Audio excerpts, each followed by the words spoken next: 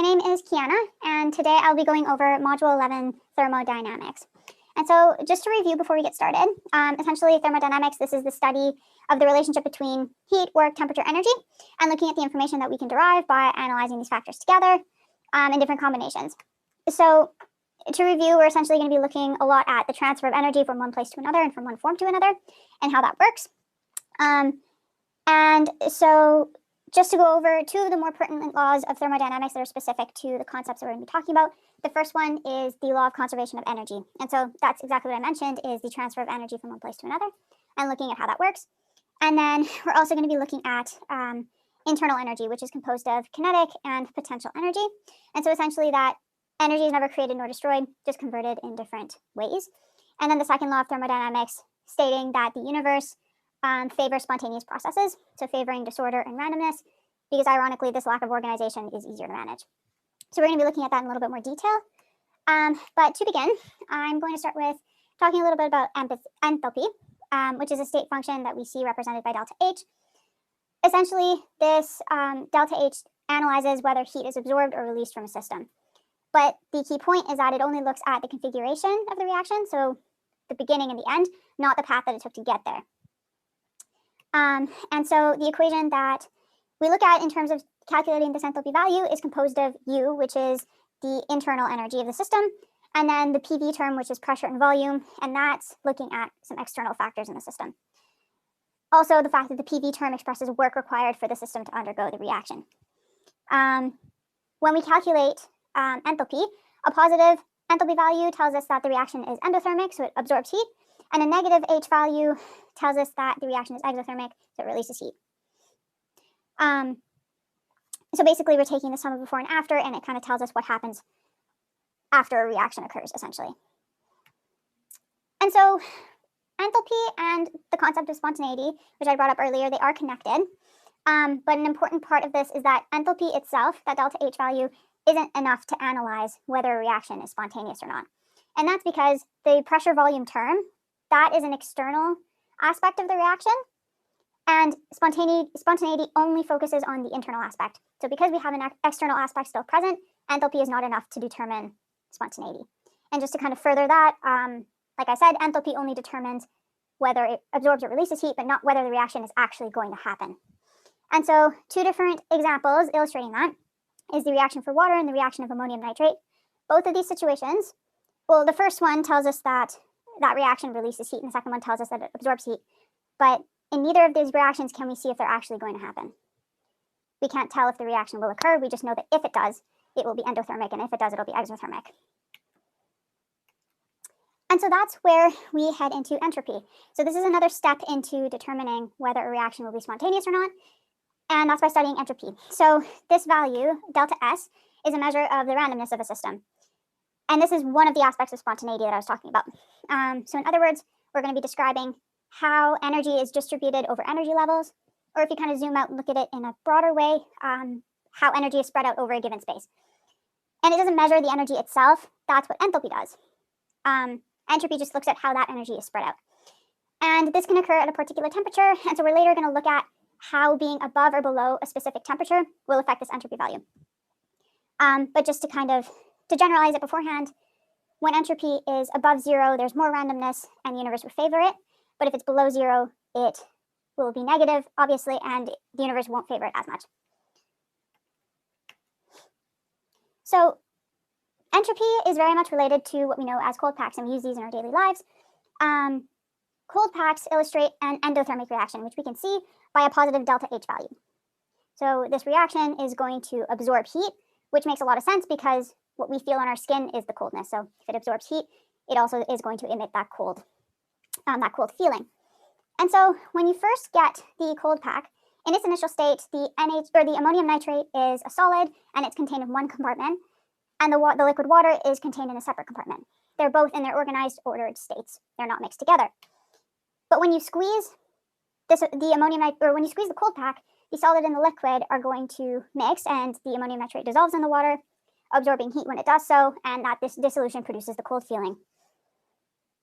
And so we know from this, we can tell that the entropy has increased because this random orientation and the freedom of the molecules has very much increased when it's dissolved. So just to recap, when the two substances are in their separate compartments, they're very organized, ordered, nothing's going on.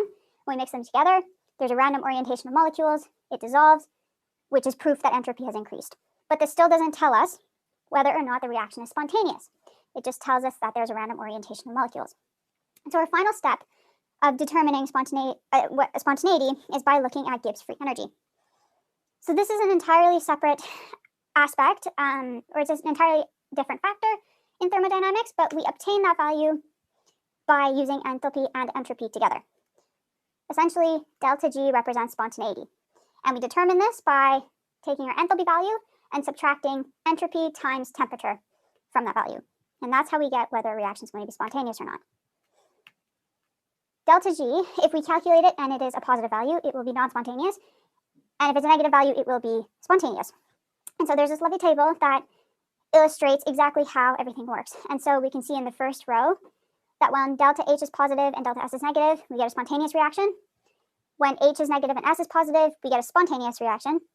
And when both terms are either positive or negative, we get different levels of spontaneity based on that temperature that I mentioned earlier. Above or below a certain temperature, spontaneity changes, which we will touch on later on.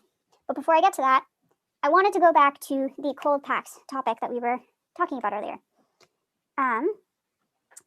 So like I mentioned, initially they were organized and ordered substances, and when we mix them together, there's more randomness in molecules and entropy increases.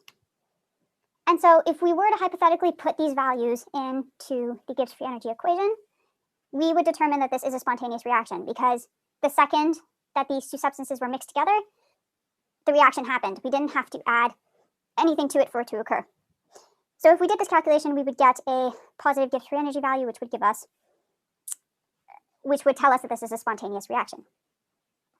So that's essentially how cold packs work that we see in our day-to-day lives. So now returning to that concept of temperature.